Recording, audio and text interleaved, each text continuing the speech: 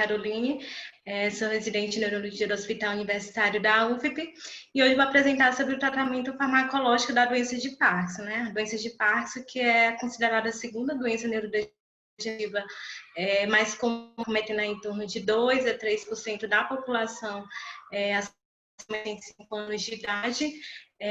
Ela manifesta-se por um caráter predominantemente motor, ligeiramente mais comum no sexo masculino, embora sinais e sintomas não motores podem também estar presentes e preceder por anos os sintomas motores.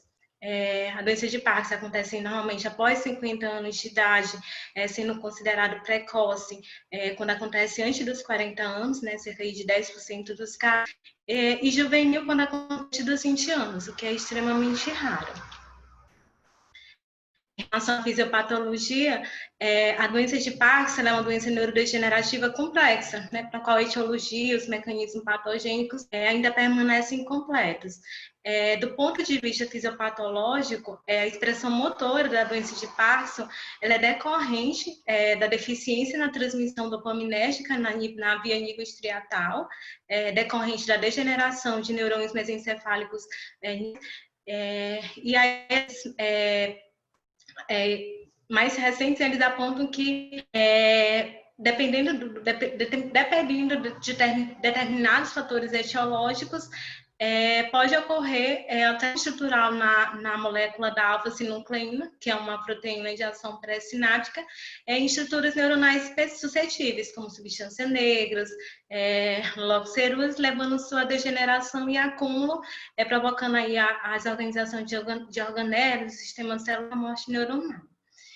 Indícios de que esses depósitos anormais de alfa-sinucleína ele pode ter início nervoso entérico, né, com propagação ascendente pelo sistema vagal até o núcleo dorsal do nervo vago e acometendo aí mais rostrais posteriormente.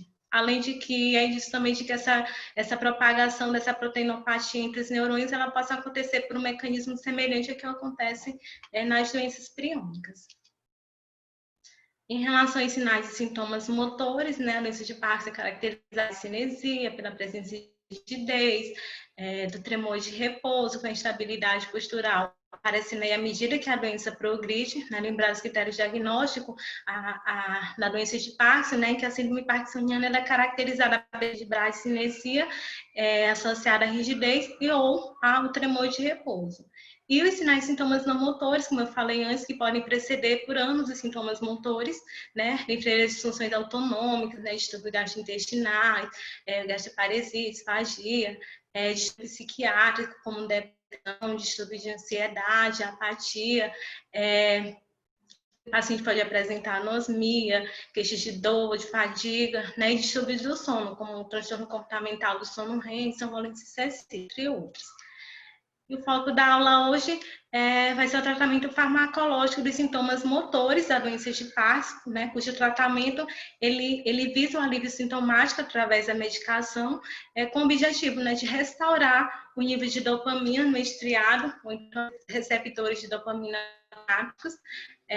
Como a dopamina ela não é o único neurotransmissor na doença de Parkinson, então tem aí um leque de outros arsenais terapêuticos atuando em receptores não dopaminérgicos que pode tratar sinais e sintomas específicos, como, por exemplo, tratamento da depressão, da demência, e aí, portanto, investigações adicionais, né, sobre essas novas terapias, para reduzir a taxa de neurodegeneração, ou mesmo para dessas células dopaminérgicas, elas permanecem no cenário de pesquisas, né, com muitas delas em fases iniciais de ensaios clínicos.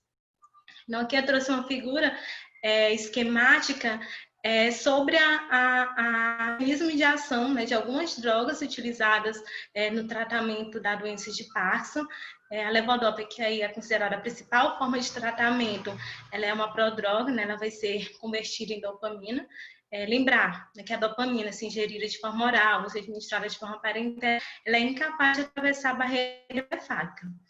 Perifericamente, a levodopa ela pode ser metabolizada pelas enzimas e isso aumentar os efeitos adversos associados à medicação e diminui a concentração dela no sistema nervoso central.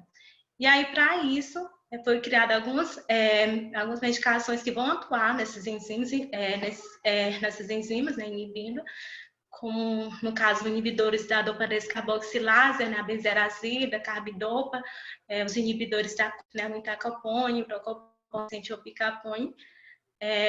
Também tem os inibidores da MAO-B, essa metabolização intraneural da dopamina, aumentando a concentração de dopamina na fibra sináptica. Né? Dentre eles tem a rasagiline, a selegiline e a safinamida. A safinamida que vai ter uma ação adicional, né, bloqueando os canais de cálcio e de sódio e inibindo a liberação de glutamato. E os agonistas dopaminérgicos, que vão atuar diretamente nos receptores da dopamina, sem ter aquela necessidade de metabolização na fibra pré-sináptica. E ele pode ser dividido em duas classes. Derivados do ergóticos, que são aí a bromocriptina, a carbegolina, por exemplo, e os não ergolínicos, como pramipexol, o ropinirol, o piribedil, a pomorfina e a rutigotina. Então, como eu falei anteriormente, a levodopa é a principal forma de tratamento da doença de Parkinson, né? Desde seu lançamento comercial em 1960, ela é a droga, ela foi diretamente da dopamina, né? A base fisiopatológica da doença, e ela é a droga mais eficaz para tratar sintomas motores da doença de Parkinson.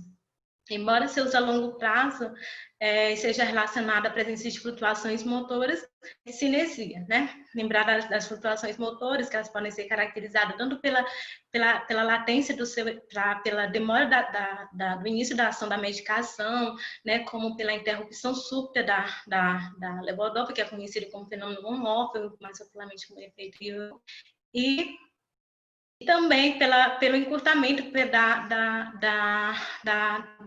do seu efeito, né? Que seria o efeito Erioff, fenômeno Erioff. E as discinesias, né? Caracterizada aí pela presença de movimentos anormais, movimentos involuntários anormais que podem se manifestar como coreia, baliza, distonia. Né? Então, tem a distonia do pico de dose, que pode acontecer logo após a administração da levodopa, cerca de 30 a 60 minutos. Tem a discinesia, na verdade, discinesia período off, né? Também uma distonia matinal, principalmente de membros, mas o paciente pode ter distonia cervical, e às vezes isso desperta o paciente, sendo mais pela manhã, e também tem a discinesia bifásica, que esses movimentos anormais eles vão acontecer em 2 períodos da ação da droga, né? Período on e período off. A levodopa, ela vem disponível comercialmente, ela vem associada à benzerazida, à carbidopa. Tem a levodopa de liberação imediata, de liberação controlada, ação restringida. Também tem disponível a levodopa, o gel intestinal de levodopa carbidopa, que não está disponível aqui para a gente no Brasil, que é bem indicado no tratamento de DP avançado, tratamento das flutuações motoras, melhorando o período on e reduzindo o período off. E também tem a formulação dispersível e a inalável, que já foi autorizada para uso nos Estados Unidos. Dos agonistas dopaminérgicos, que é uma outra opção de tratamento, né? Utilizar, podendo ser tanto como monoterapia inicial, como uma droga adjuvante, né? E aí também servindo para o controle das flutuações motoras. Então, tem os derivados que teve ação, né? Por conta, após relatos de fibrose retroperitoneal, pleural e cardiovascular, com o uso da medicação.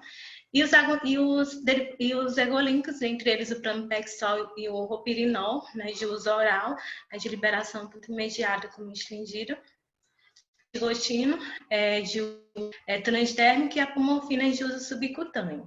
E o inconveniente dos dopaminérgicos, né, lembrar dos efeitos adversos, né, entre eles a sonolência a sonolência excessiva, que pode ser prejudicial para o paciente, né, porque pode dormir. E também distúrbios de controle de impulso, né? Que saem no meio social, no convívio pessoal, nas relações pessoais e sociais. Outra opção de tratamento seria os inibidores da CONT, né? São drogas que vão aumentar a meia-vida e biodisponibilidade da levodopa, são drogas indicadas aí para o tratamento das flutuações motoras. Entre eles tem o entacapone, o tocapone e o picapone.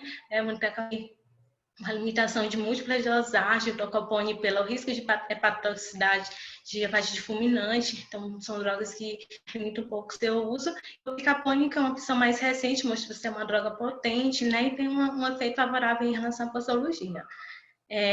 Os anticolinérgicos, né, que com seu uso cada vez mais limitado, né, mais especificamente para pacientes jovens, para o tratamento do humores, então, ela pode induzir piorar a disfunção cognitiva, então ele deve ser evitado em pacientes que apresenta algum comprometimento cognitivo. Os antiglutamatérgicos, como a amantadina, né, um extraído do receptor do NMDA, que pode ser utilizada como monoterapia inicial, embora seja cada vez menos indicado para esse fim, mas mostra uma alta eficácia para o tratamento das cinesias. E os inibidores da MAO-B, né? Dentre eles a selegilina, que é uma opção, foi o primeiro inibidor da MAO-B nível comercialmente. Então, ela é uma opção como uma inicial, embora os estudos não mostrem grande eficácia quando adjuvante, quando associada a levodopa no tratamento da motora. A rasagilina, também que é uma opção como monoterapia inicial e que os ensaios clínicos, os estudos, eles mostram o benefício dessa droga condicionada a levodopa no tratamento das flutuações motoras, né? Lembrar do estudo do tempo, do lago, que ele fala sobre isso. Na dose de 1, né? Lembrar do estudo da ASHA, que ele fala, quando ele compara a dose de 1 em 2 miligramas, isso precoce e tardio, mostrando o benefício aí da medicação na dosagem de miligrama. E a sulfinamida, que é uma opção mais quente, ela não mostra, é uma droga que não vem mostrando benefício em relação ao uso dessa como monoterapia inicial, mas é uma droga eficaz quando utilizada para o tratamento das flutuações motoras. E os medicamentos não dopamina, cada vez mais evidenciada de múltiplos receptores não dopaminérgicos, né, com os circuitos motores e não motores do gânglio da base, aumentando aí o arsenal de possíveis medicamentos que podem ser eficazes no tratamento da doença de Parkinson. Embora existam vários estudos, poucas medicações foram liberadas para uso, dentre eles a estradafilina, que é uma antagonista da adenosina A2A, e a zonisamida, né, que tem uma ação em bloqueio canais de cálcio, de sódio e um efeito adicional sobre. Então, ambas as drogas elas foram aprovadas para uso no Japão, né, estradafilina mais recente nos Estados Unidos, e são opções como terapia adjuvante nos pacientes com flutuações motoras. Aqui é uma tabela, né, um resumo que eu já falei, onde ele coloca as opções de drogas disponíveis, né, à medida que a doença de Parkinson, do início do tratamento, à medida que ela avança. Então, como terapia inicial, você pode utilizar a própria levodopa, né, os agonistas dopaminérgicos, os inibidores da maltodextrina, a rasagilina. Naqueles pacientes que o tremor ele é um sintoma predominante, um sinal predominante, um paciente jovem, você pode ter a opção do anticolinérgico, embora o seu uso cada vez mais limitado, né? E aí, à medida que avança, né, pode surgir a necessidade de você acrescentar uma segunda droga, ou otimizar a levodopa, né, fracionando as doses, né, para o tratamento com o controle das flutuações motoras e da discinesia. Aí, para isso, tem a própria levodopa, que você pode considerar a dose, melhorar a sua absorção, orientando o paciente a tomar a medicação longe das refeições. Tem os agonistas dopaminérgicos, os inibidores da MAO-B, os inibidores da CONT, né? Lembrar dos inibidores da MAO-B, a aspirina e a azatinamida, a estradafilina, que é uma opção mais recente, a amantadina mostrando aí mais eficácia em relação ao controle da discinesia. E aí, às vezes, quando os sinais e sintomas são refratários, aí você vai precisar de técnicas mais avançadas, terapias mais avançadas. E tem a formulação intestinal de levodopa carbidopa, DBS, que são opções complementares. E lembrar da terapia reabilitativa, né, que ela deve estar presente em todas as fases da doença desde o início do diagnóstico, né, com orientação de exercício físico, fisioterapia, terapia ocupacional, fonoterapia, demonstrando onde os estudos mostram o benefício dessas técnicas para aumentar a qualidade de vida desses pacientes.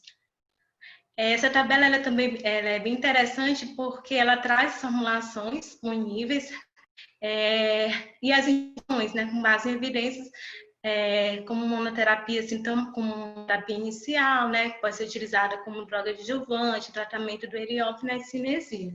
Esse verdinho, né, ele indica que é uma droga que é clinicamente útil.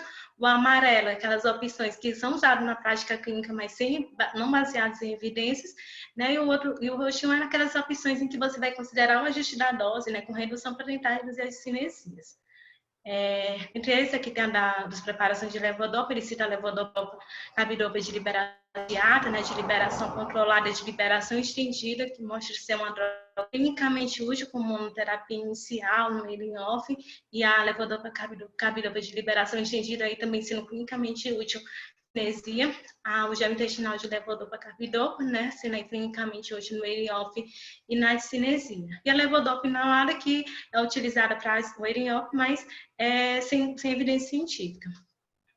Tem uns agonistas dopaminérgicos não ergolínicos, o pramiptal, de liberação imediata, liberação estendida, o ropinirole de liberação imediata e de liberação estendida, e a rotigotina transdérmica, que são opções clinicamente úteis como terapia inicial, que pode ser utilizada como terapia adjuvante a levodopa, né? Também no tratamento, no controle do ERIOF, e sempre lembrar, e ele bota uma observaçãozinha aqui, né, de tentar reduzir a dose, fazer ajuste da dose para tentar reduzir a cinesia. E a apomorfina, mostrando ser uma droga clinicamente útil aí no ERIOF. Lembrar aqui dos diversos, né, como hipertensão prostática, sonolência, tonturas, né, e reação local que pode ser com a administração da rotigotina transdérmica e da apomorfina subcutânea.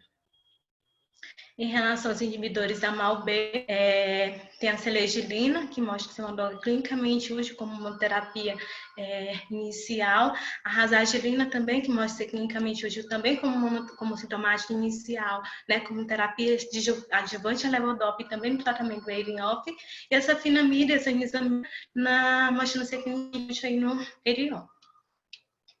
Os inibidores da CONJ, copônio, picapônio e procapônio, mostrando ser opções clinicamente úteis no ERIOF, no tratamento do ERIOF, e as outras opções, como os anticométicos, também clinicamente útil como sintomática inicial, como terapia adjuvante ou levodopa, mas fazendo aquela observação, né, paciente jovem, para tratar basicamente tremor.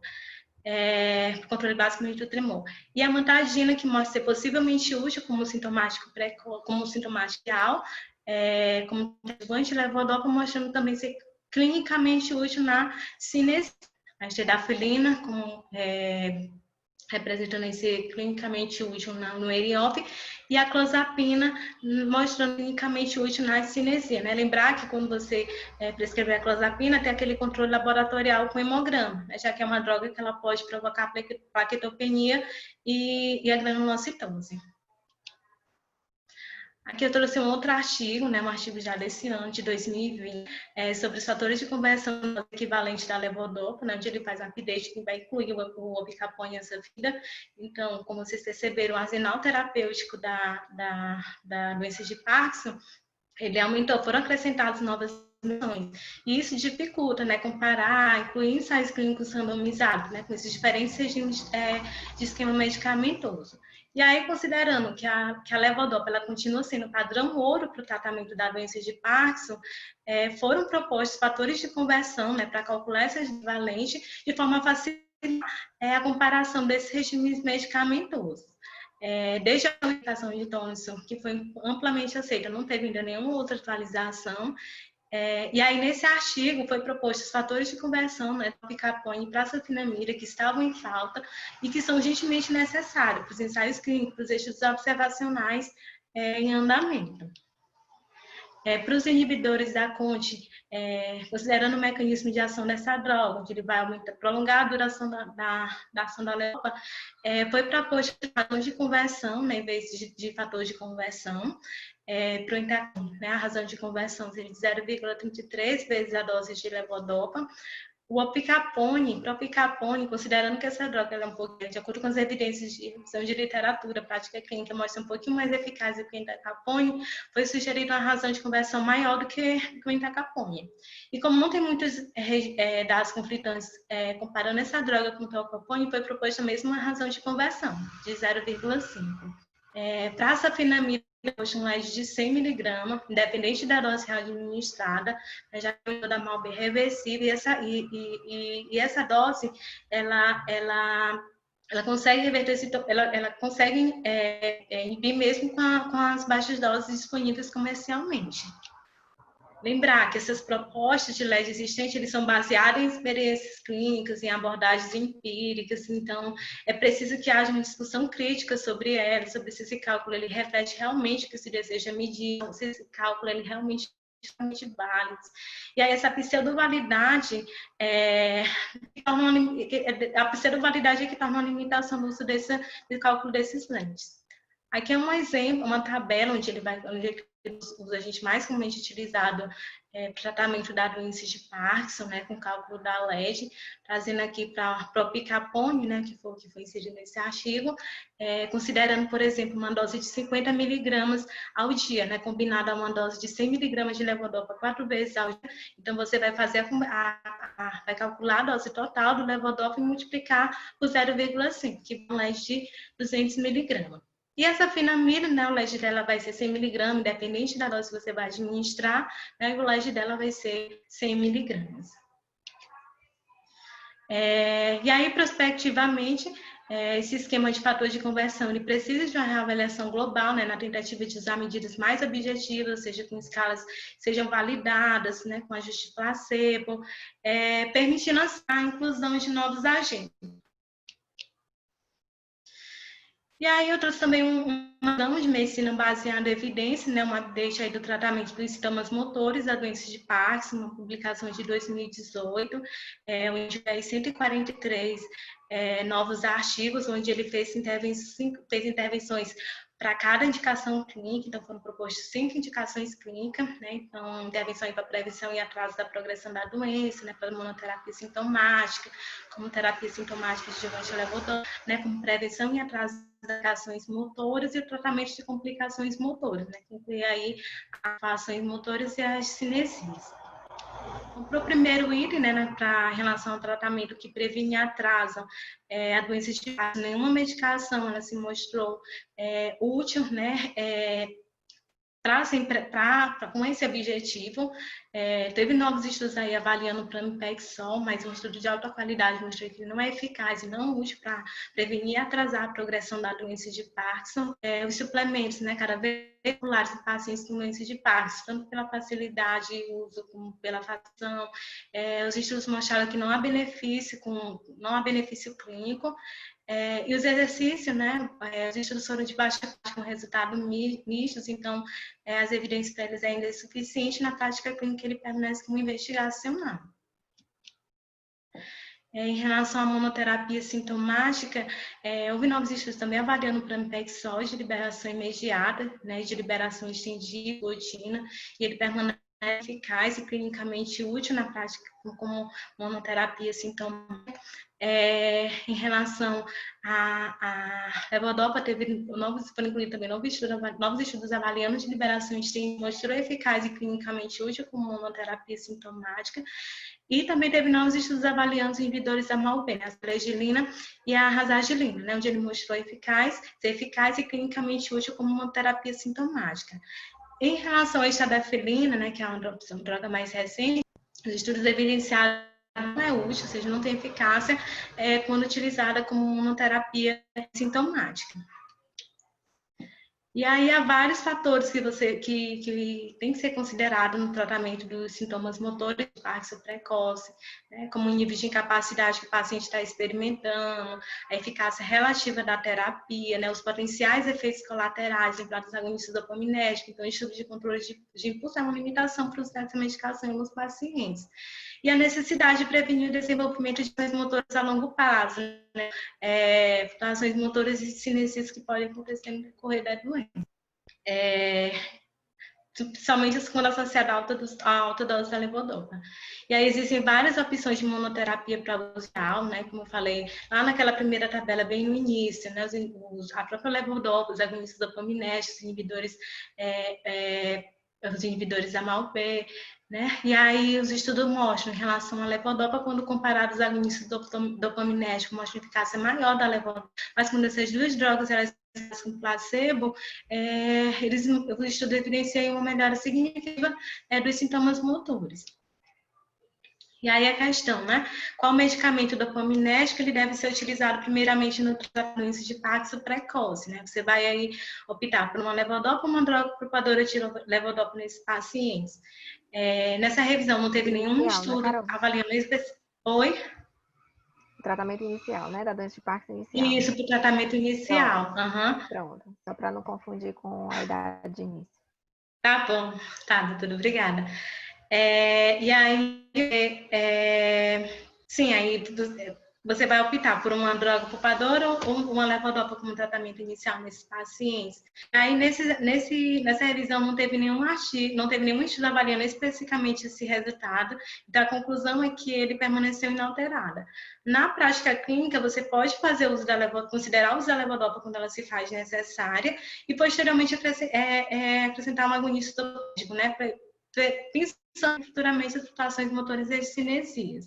Lembrar que no tratamento da doença de Parkinson, é um tratamento, é uma decisão que você deve compartilhar com o paciente. Então, você não vai tomar essa decisão individualmente, explicando um risco e benefício.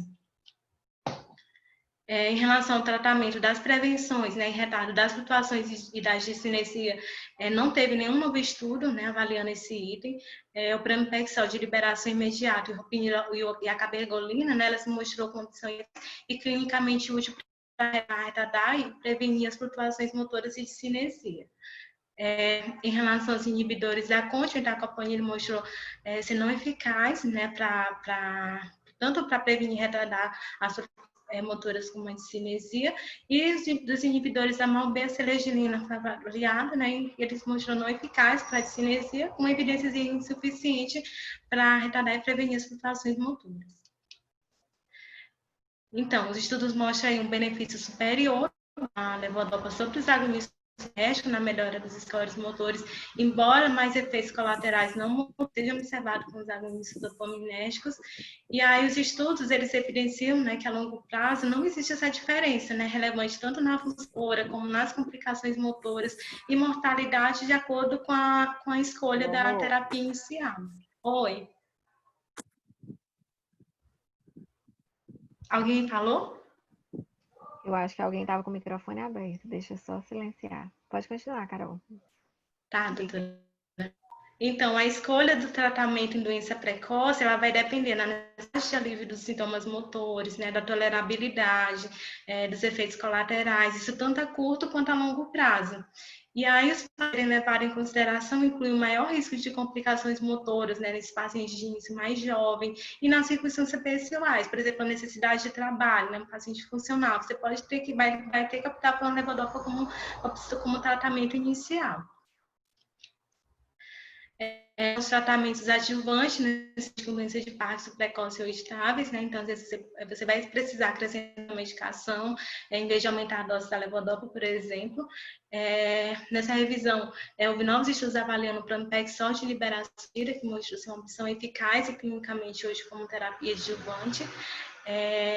Não teve nenhum novo estudo avaliando o itacoponil e tocoponil, né? Mas os inibidores da CONT, ele não é útil, né, na prática como tratamento nesses pacientes que não apresentam flutuação, inclusive podendo piorar.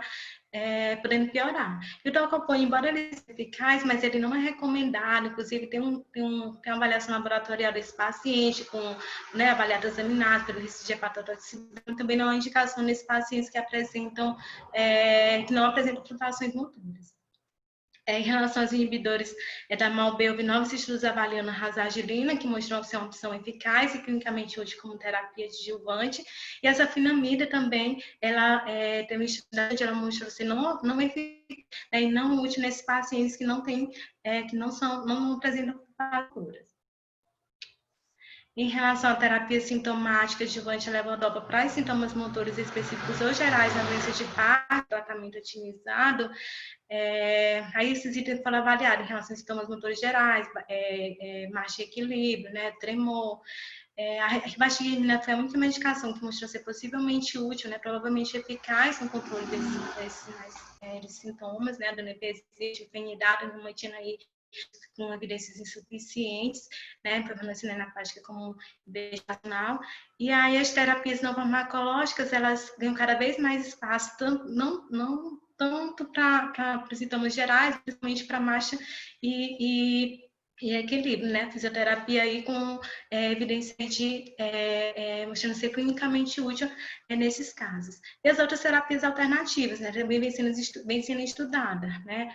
O canabidiol, mas os estudos eles são de baixa qualidade. Então, tem que ter mais estudos de qualidade que com perfil de segurança desses pacientes com doenças de Parkinson. A terapia ocupacional, né, com evidências insuficientes, mas possivelmente útil, assim como a acupuntura, né, enfatizando o que eu falei lá também no início do slide, daquela tabela, né, a importância do acompanhamento multiprofissional nesses pacientes com doenças de Parkinson. Em relação ao tratamento para as flutuações motoras, aqui a gente vai encontrar quando comparado a cinesias. Na prática clínica, você pode considerar horários da tomada do uso da levodopa, né, melhorando a sua absorção, orientando o paciente a tomar longe das refeições, principalmente de teor proteico, competir pelo mesmo receptor tanto gastrointestinal como na barreira hematoencefálica.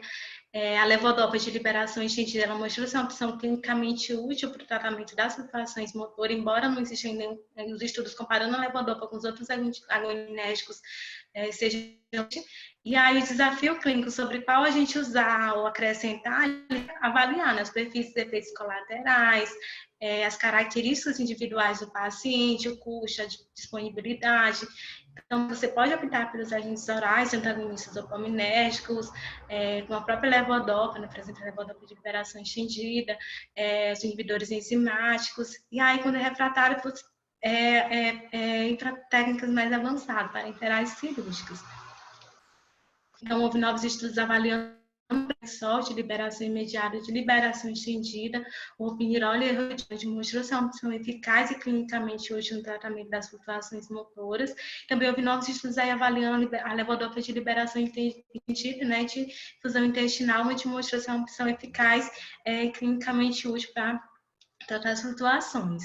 Em relação aos inibidores enzimáticos, né, houve novo estudo avaliando o entacapone, onde demonstrou ser uma opção eficaz e clinicamente útil, e o opicapone, que é uma droga mais recente, onde também mostrou ser eficaz no tratamento das flutuações motoras. Em relação aos inibidores da MAO, a rasagilina, ela permanece como eficaz e clinicamente útil. Não foi acrescentar nenhum novo estudo da valagilina, né? Os estudos anteriores foi de baixa qualidade, às vezes com resultado inconclusivo, então ele permanece com evidência suficiente. E as novas drogas, como a zonisamida, a safinamida, né, mostrou ser eficaz e clinicamente útil. E a sildenafilina mostrou ser possivelmente útil, né? Foram acrescentados 7 estudos, onde 6 foram positivos e 1 negativo. E aí, devido a essa maior de benefício com a medicação, ela foi, na prática clínica, ela ficou como possivelmente útil. Em relação ao tratamento da cinesia, há poucas intervenções clinicamente disponíveis, né, como eu falei anteriormente. Na prática clínica, você vai considerar fracionar a dose oral da levodopa, ou seja, você, por exemplo, um comprimido que você dá 3 vezes ao dia, você pode fracionar meio comprimido e dar 6 vezes ao dia, por exemplo. Tem o gel intestinal de levodopa carbidopa, que pode ser empregado na determinada, ele ajuda a melhorar o período on e reduzir o período off. A amantadina aí tem sido a droga, uma das opções mais eficazes, né, com nível de evidência alto para o tratamento da cinesia. E outras opções terapêuticas para tratar outras patologias também vêm sendo investigadas, como o levetiracetam, né, um anticonvulsivante, ele mostra um potencial em estudos pré-clínicos, embora nos estudos com achados conflitantes. Então, para ele, a conclusão é como investigacional. E a clozapina, que é uma droga eficaz a cinesia, né? Sempre lembrando da avaliação dos efeitos adversos também com toricohemograma, né? Considerar o uso dessa droga quando as percepções são refratárias. E os estudos recentes com essa quando adicionados a levodopa mostraram uma maior duração do seu efeito, né? Aumentando o período on, reduzindo o período off, sem aumentar o risco de cinesia, né? Que é a vantagem também em relação aos outros dopaminérgicos. Aqui é a referência utilizada para a apresentação. Obrigada.